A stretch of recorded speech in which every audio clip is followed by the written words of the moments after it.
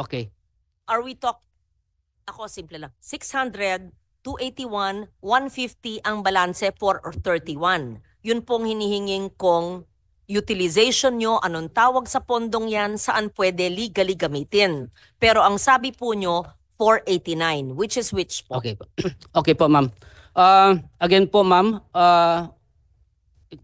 the surplus 150 and the reserve is 281. That's 431. That is part of our members' equity. Now, let's proceed. 431. Apo. Okay. Total ng dalawa po. 600 minus 431. What's 600 minus 431? Mr. Chair, Honorable Ligarda, punta na po ako sa 600. Explain ko na po siya. 100 Apo. already. No, but 281 and 150, total 431 is part of the 600, right? Yes. It's Ma'am, different? Different figure po to. I don't Okay. understand. Sige po, ma'am. Teka. Explain ko po ng klaro. Ibig nyo sabihin, iba pa yung, meron kayong 600 billion, meron pa kayong 281 billion na reserve, at meron pa kayong 150 billion na surplus? Kala ko po, itong 281 at 150, total 431, ay parte ng 600. Explain Iba ko pa po, ma'am. Hindi, ma'am. Explain ko siya ng konti.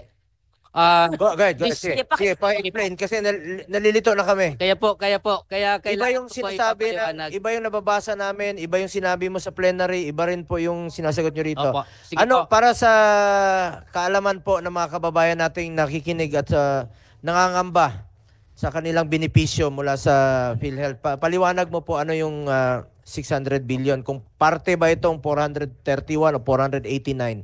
Okay po. Paki-simplify lang po. Yes po. Wag niyo pong lituin ang ating mga kababayan. Yes po.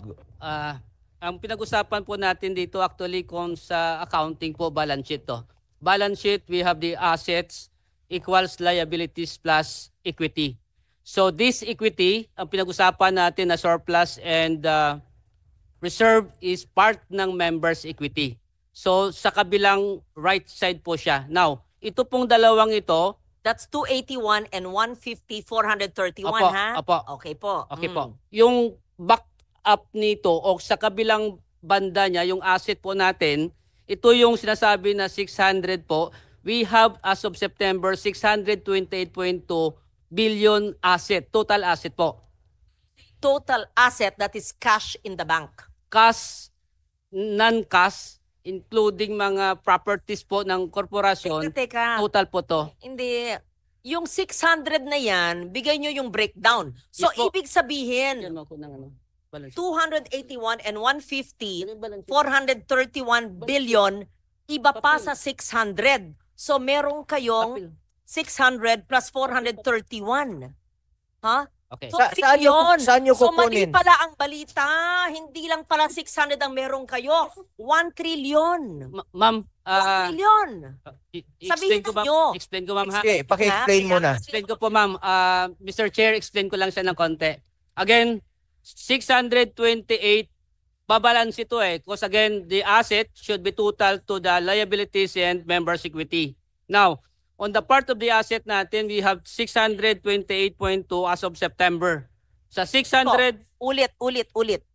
Ang pinagsimulan po natin yung 600 billion na nababasa namin sa pahayagan at nang sinabi po ng DOH na meron po ang PhilHealth. 600 billion cash.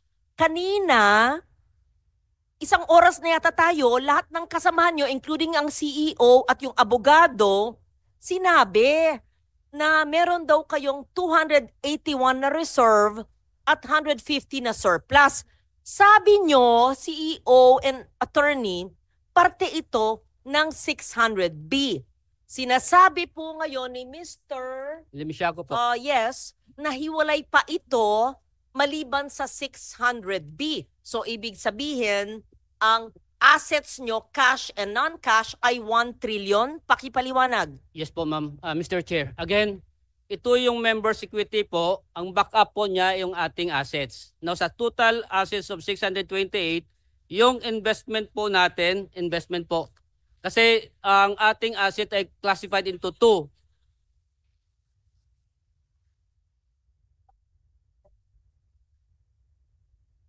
Quiet mo na or pakinggan Ah. muna natin kung gusto lumabas na lang muna yung magsasalita dyan. Maraming salamat po. Again, ang ating asset po ay dalawa po to. We have current and non-current assets. Now, on the part of our investment portfolio po, Ilagay sa screen. mayroon pa tayong papapakita natin doon. Papakita natin. Oo. Papakita natin doon. Sige. Oo. Ma'am, Mr. Chair, Honorable Ligarda, again, dalawang klase po yung ating assets, current and non-current assets. Now, as mentioned by our PCEO, the total investment portfolio, 489, dito po siya nasa asset po. So, ibig sabihin, our reserve and our surplus, ang backup niya ay ang ating assets. Now, sa asset po nito, malaking 489 Opo, malaki assets. Op- Ah. And these are current assets. investment portfolio po yung Kaya nga, 489 po. 489. Opo. Investment portfolio. So, Ibig sabihin, ito po ay cash na ini-invest po ninyo para ini-invest po nyo sa bangko, sa financial institution na meron pong interest. Tama ba ho? Opo. Okay? So, i-breakdown meron po kayong- natin, ma'am. Ano po? I-breakdown po natin. One question lang. Anong Sige. kinukonsider mo ba ang PhilHealth as negosyo o medical insurer? Health insurance po tayo. Health. Opo, very clear po sa amin na health Paintindi insurance. sa mga kababayan natin. At sa pangalawang tanong, saan nyo kukunin ang inyong working budget for next year na 200, how much is that? 280? 281. Saan nyo kukunin dito sa sinasabi ninyo? Opo, the source of our 284 corporate operating budget sa year 2025, estimated direct contribution of 203 billion, investment income of... Direct contribution, ito yung amin. Amin to. Atin po, atin. Atin yun. Opo. Kaltas sweldo natin. Opo. So, yung sweldo natin, ito yung sa working budget ninyo next year. Opo. Kasama po Nakolekta siya na dyan. to, hindi pa? That is estimated po. na Estimated makukolekta pa. po Kukolektahin natin pa. Sa Okay. 2025 po. Out of 283, magkano? 284 po. 203 280. ay estimated. Yung direct. 81, saan nyo kukunin? Ang again, yung other portion, my investment income estimated at 20 billion, Mr. Chair. And the difference of 48 ay kukunin natin siya doon sa surplus. Sa surplus na siya. 48 billion yan. Sandali So po. may pagkukunan kayo. Opo, may Okay. Can you pagkukunan assure po. the public na makukuha to? Yes po, Mr. Chair, Honorable Yung, Ricardo. yung 30th anniversary, saan kukunin? Hindi nyo pa sinasagot. 30th anniversary Yung po, gastos nila sa 30th anniversary. kasama po siya dapat sa COB 2025. But, Saan nga kukunin doon sa pondo na yon? Oo. Anniversary. The board approved the 323 for the stamp. Saan nga kukunin doon? 323,000. Doon kukunin sa inyong working budget itong Okay. gastos sa anniversary. Doon kukunin. Mr. Chair, as discussed kagabi sa House, that 323,000 galing sa 2024 extended validity. Yun muna yung in-approve po ng management and ng board. Magkano yung expected, bigyan ko kayo ng chance naman to explain. Magkano yung expected or projected niyo ng gastos sa anniversary ninyo? Oo. Magkano? Mr. Chair, the initial proposal ay 138 billion proposal. Initial. Para saan yun, Mr. Chair? Anniversary nga, ma'am. Anniversary po. Anong anniversary? Oo. 130 million pang anibersaryo? Saan nyo kukunin ito? Anong gagawin nyo? Una, saan kukunin at anong gagawin nyo sa 130 million pang anibersaryo nyo? Mr. Chair, Anibersaryo pang bigay ng additional package. Hindi, anniversary celebration, ma'am. Ang tanong ko lang kung saan nyo kukunin ito. Sa part ba ng working budget ninyo kukunin yung 138? Mr. Chair, ito po ay again proposal pa lang Proposal. Kaya nga, Pag kung matutuloy na-approve siya ito, ng saan board, kukunin? siya. Ay kukunin siya sa corporate operating budget, So sa part pa rin admin, ng working team budget OOH. ninyo.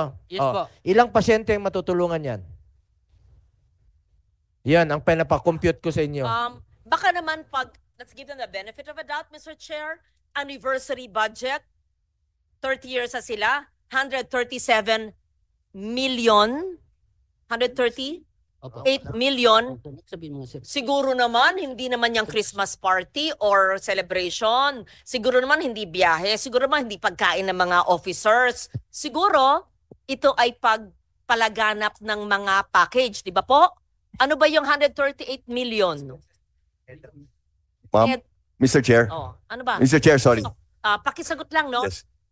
Yung 138 million, saan gagamitin at saan ang gagaling? Tapos balik sa tanong ko na yung 600 billion at 431 billion, hindi pa rin maliwanag kung pareho ba to o iba po. Mr. Chair, we'll just explain very quickly, just for the purposes of to expedite the discussion.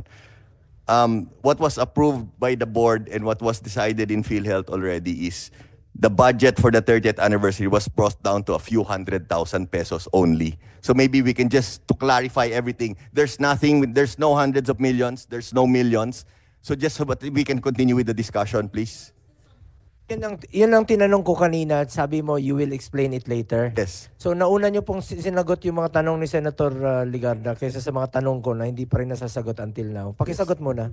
So just to answer nga very quickly, Mr. Chair, we are only planning to spend a few 100,000 pesos for 30th anniversary. Yan lang po, wala pong mga excessive spending So ibig po. sabihin, Just to simplify the discussion. projected pa lang ito. Actually, may mga proposals, Proposal. but Sandali, with this, sandali. Hindi pa natutuloy. So good. Hindi Thank you for asking that. Hindi pa natutuloy. You're spending a few hundreds of thousands, but we see on the board, it is not consistent with what the CEO is saying. It's 137.7 million. What is this? An invention? A proposal of some brilliant person? Buti na lang, merong nagkontra at may board. Ano ba ito? Gala night. Gala night. And Sports Fest, 32 million and 13 million. Habang ang dami-daming nangangailangan ng healthcare. Anyway, erase na ito. Who's the smart person who yeah. gave this? Mr. Chair, this was endorsed by a group inside PhilHealth. Sino yung So, grupo? You have to name the group because you have to enlighten that group.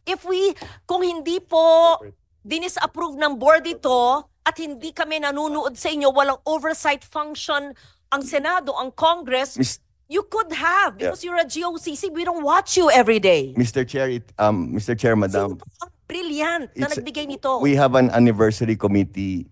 Sino po ang head ng anniversary committee? The anniversary committee po is headed by Mr. Ray Balenya po. Yes. Can that person, please, not now, don't waste our time, give a memo to the chair of the finance committee of the health committee on why the person and the group thought of using 137 million of PhilHealth funds for giveaways and a gala night.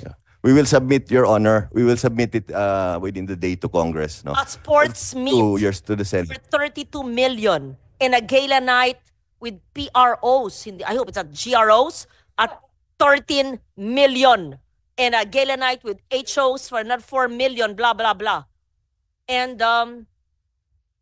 okay. And umbrellas for 7.9 million? What's this? Special tokens and umbrellas? Senator Lauren, Ma'am, to may lang simplify po, the no? discussion, all of those. Kaya nga, projected o plano niya lang po, kaya ang tanong ko lang naman po sa inyo kanina pa, kung sakaling natuloy po ito, ilang pasyente po ang makikinabang dito? Ilang pasyente po ang naghihingalo na matutulungan dito? Ilang buhay pa po ang masasalbar dito? Yes po. Kaya sabi ko sa inyo, dito sa ating panggobyerno, parati isipin natin, konsensya.